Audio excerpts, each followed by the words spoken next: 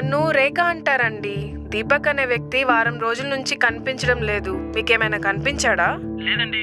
కనిపిస్తే ఏమైనా చెప్పమంటారా? ఈరోజు సాటర్డే కదండి, కనిపిస్తే కాఫీ షాప్కి రమ్మనండి. అలాగేనండి. అవును, ఏ కాఫీ షాప్కి? కాఫీ తాగిన ప్రతిసారి నేనే బిల్ కడతాను కదండి, ఆ కాఫీ షాప్కి. అక్కడికా? అక్కడికే. సరేనండి.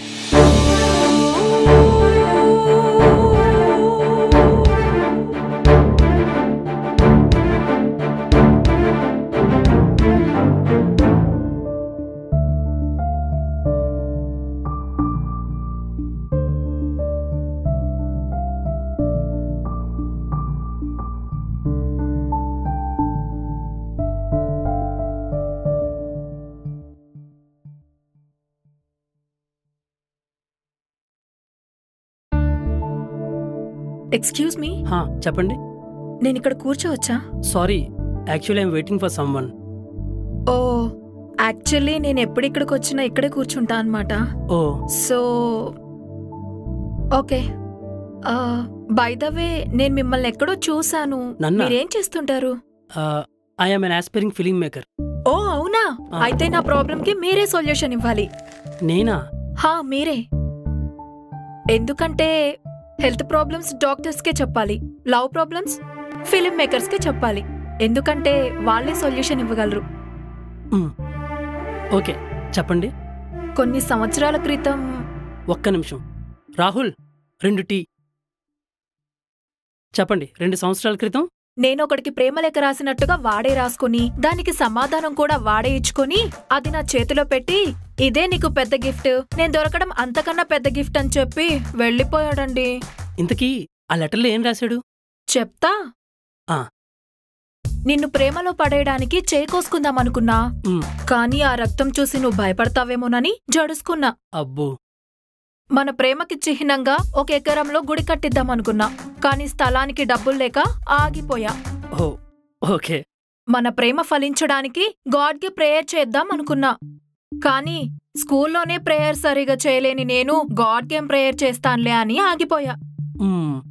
ఓకే. ఇలా నేను నీకోసం ఏ పని చేద్దామని వెళ్లి ఆగిపోయినా ప్రతి క్షణం నీ ప్రేమలోనే మునిగిపోయా అనే రైమింగ్ ని టైమింగ్ తో రాశాడండి. ఓ సూపర్. తర్వాత ఏం జరిగింది? ఇంకేముంది, అలా కొన్ని పరిచయాల తర్వాత ఆ తిక్కలోడికే పడిపోయా. ఓ గుడ్. ఏంటి గుడ్డు, వాడెంత తిక్కలోడో తర్వాతే తెలిసింది. ఒకరోజు లాంగ్ డ్రైవ్ కెళ్దాం కిందకి రా అన్నాడు. తీరా చూస్తే ఓలా క్యాబ్ లో వచ్చాడు. ఏంట్రా ఇది అని అడిగితే నీకు డ్రైవ్ ఇంపార్టెంటా డ్రైవర్ ఇంపార్టెంటా అన్నాడు. ఇంట్రెస్టింగ్. ఇంకోసారి మా లవ్ సక్సెస్ అయితే 1000 పొర్లు దండాలు పెడతానని మొక్కుకున్నాడు. మంచిదే కదండి. ఏంటి మంచి, 500 అవ్వగానే నాలో సగం నువ్వే అని మిగిలిన సగం నాతో పెట్టించాడు. Crazy guy. అవును. ఎంతో ప్రేమతో హ్యాపీ బర్త్డే దీపక్ అని కేక్ తీసుకెళ్తే ఆ లాస్ట్ లో కేక్ మాత్రం తీసేసి వాళ్ళ చెల్లి పేరు దీప అని తనతో కేక్ కట్ చేయించాడు వెధవ. ఇంకా నా వల్ల కాదు. ఇంత బాధపడే బదులు బ్రేకప్ చెప్పండి, కొంచెం పీస్ఫుల్ గా ఉంటారు కదా. ఆహా, చెప్పేస్తా. బ్రేకప్ కదా, చెప్పేస్తా. చెప్పేయాలా? అదే అంటే నేను బ్రేకప్ చెప్పినా నువ్వు బ్రేకప్ చెప్పావంటే చంపేస్తా.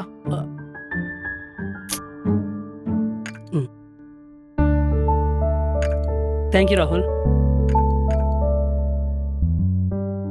లేకపోతే ఏంటి, ఎప్పుడు చూసినా కొత్త వాళ్ళకి పరిచయాలేంటి, అందుకే అలా అన్నా. అంటావంటావు, అయినా మనం ఎప్పుడు కలిసిన కొత్త వాళ్ళలాగా పరిచయం చేసుకుంటాం కదా. అదే నీకు ఆ పిచ్చి ఎప్పుడు పోతుందా అని చూస్తున్నా.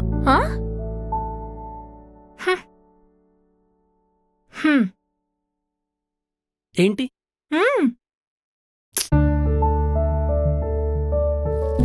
ఇదిగో.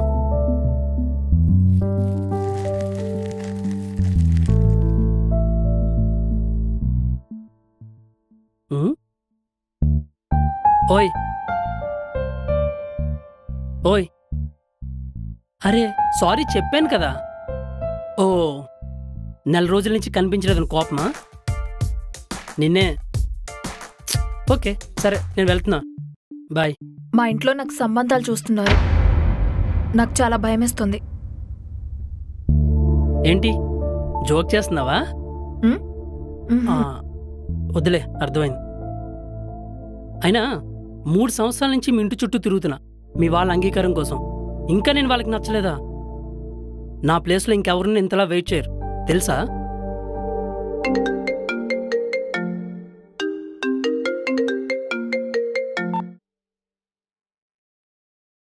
నాకు తెలుసురా, నువ్వు నా కోసం ఎంతవరకైనా వెయిట్ చేస్తావని.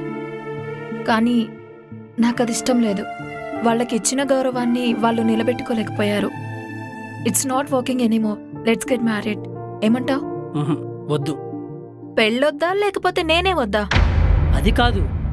ఇంతకు ముందు వాడినైతే ఎప్పుడూ నేను తీసుకెళ్లి పెళ్లి చేసుకునేవాడిని. కానీ ఇప్పుడు ఆ పని చేయలేను. ఏ? ఎందుకు? ఒకప్పుడు నువ్వు సూట్ కేసు పట్టుకుని వస్తే సరిపోద్ది అనుకున్నా.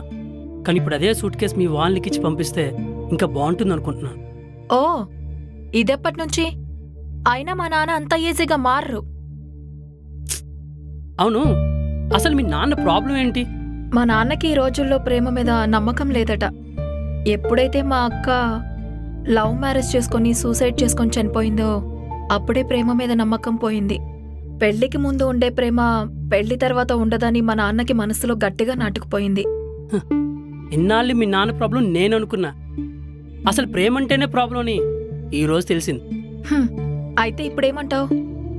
నాకు తెలిసి నిన్నెంత ప్రేమిస్తున్నానో, నేను నిన్నెంత బాగా చూసుకుంటానో, అసలు నేనంటే ఏంటో మీ నాన్నకు తెలిస్తే ఖచ్చితంగా ఒప్పుకుంటారని నమ్మకం.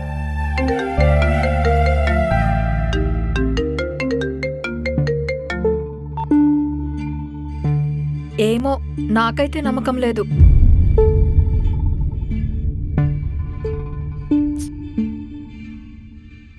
ఒకవేళ నీకు అరేంజ్డ్ మ్యారేజ్ చేయాలనుకున్నా అబ్బాయి జీతం 1,00,000 అంట, చాలా మంచోడంట, పెద్దలంటే గౌరవం అంట, మందు సిగరెట్ అలవాట్లు లేవంట, ఇలా ఎవరో చెప్పిన మాటలు విని పిలిచి పిల్లనిచ్చి పెళ్లి చేస్తారు.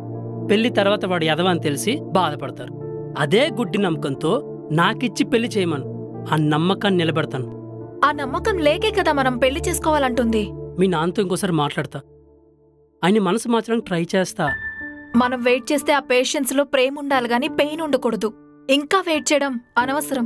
పిచ్చిరేక నొప్పిగా ఉందని చెప్పి అమ్మ కండం మానేస్తుందా?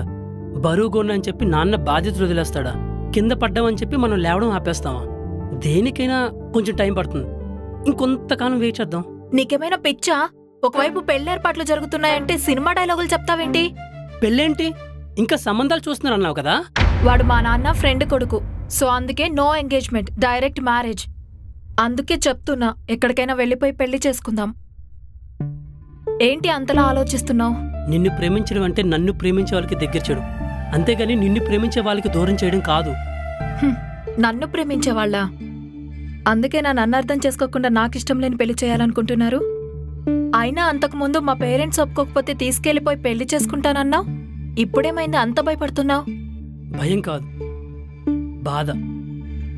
అదే సంఘటన మా ఇంట్లో జరిగినప్పుడు ఎలా ఉంటుందో తెలుసుకున్నాను. ఏంట్రా, ఏమైంది? మా ఇంటి ఆడపిల్లని వేరే వాడు తీసుకెళ్ళిపోయినప్పుడు మేమంత కుమిలిపోయాము. మా అమ్మ నన్ను ఎంత బాధపడ్డారో అదే బాధ వేరే ఇంటికి కూడా ఉంటుందని తెలుసుకున్నాను. అంటే మీ అక్క?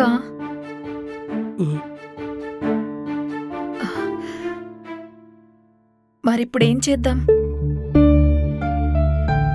అర్థం కావట్లేదు. నీ బాధ నాకు అర్థమైంది, కానీ నా బాధ కూడా అర్థం చేసుకో. నేను చెప్పాల్సిందే చెప్పాను. తర్వాత ఏం జరిగినా నన్ను బ్లేమ్ చేయకూడదు. ఎందుకంటే మీ అమ్మాయిలకి ప్రేమించడమే వచ్చు, పెళ్లి చేసుకోవడం చేత కాదు అని మమ్మల్ని తిడుతూ గడిపేస్తారు మీ అబ్బాయిలు. నీకెలా చెప్తే అర్థం అవుద్ది? మన పెళ్లికి మన తల్లిదండ్రులు వచ్చే గెస్ట్ని రిసీవ్ చేసుకోవాలి, వాళ్లే గెస్ట్లు అవ్వకూడదు. ఎందుకంటే పెళ్లి అనేది జీవితంలో ఒక్క జంట ఒక్కసారి చేసుకునే శుభకార్యం. ఎగ్జాక్ట్లీ. ఆ శుభకార్యంలో నీతో జంటగా నేనుందాం అనుకుంటున్నా. అది నీకు అర్థం కావట్లేదు.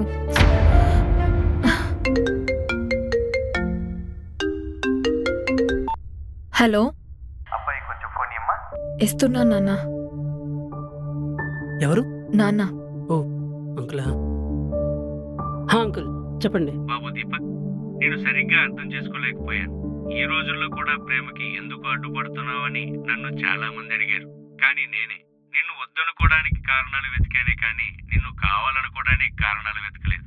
నువ్వు నిజంగానే మా అమ్మాయిని ప్రేమిస్తున్నావా అని చిన్న భయం ఉండేది. కానీ ఈరోజు ఆ భయం పోయింది. అమ్మా నాన్న తీసుకుని ఇంటికి వస్తే పెళ్లి ముహూర్తం పెట్టుకుందాం. ఓకే అంకుల్, సరే. నేను విన్నది నిజమేనా? నేను మాట్లాడేది మీ నాన్నతోనేనా? అవును, ఏమైంది? ఇంటికి రండి, పెళ్లికి ముహూర్తాలు పెట్టుకుందాం అన్నారు. ఇది కళ నిజమా? నిజంగానా? అవును. ఏదో ఒకసారి గిల్లు. నిజమే. చూసావా, నీ మాట విని ఏదైనా డెసిషన్ తీసుకుంటే థ్యాంక్ గాడ్. ఇంకా నయం, నిన్ను తీసుకెళ్ళి నేనెక్కడ వెళ్ళవుతానని భయపడ్డాను.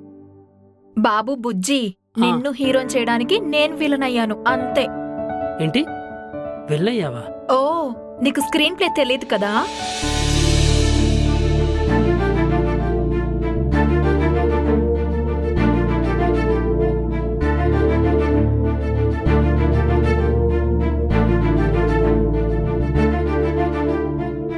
ఓ అవును, ఇదంతా డ్రామా అని మీ నాన్న అనుకొని ఉంటే?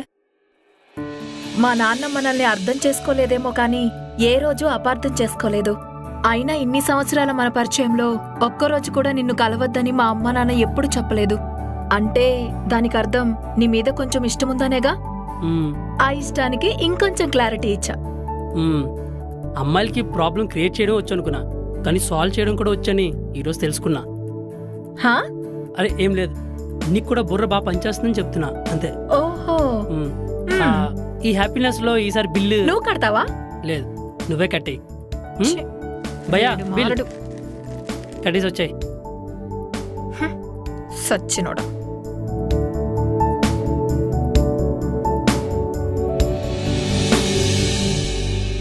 ఈ రోజుల్లో విడిపోవడానికి 100 కారణాలు చూపిస్తున్నారు, కానీ కలిసి ఉండడానికి ఒక్క కారణం చూడటం లేదు.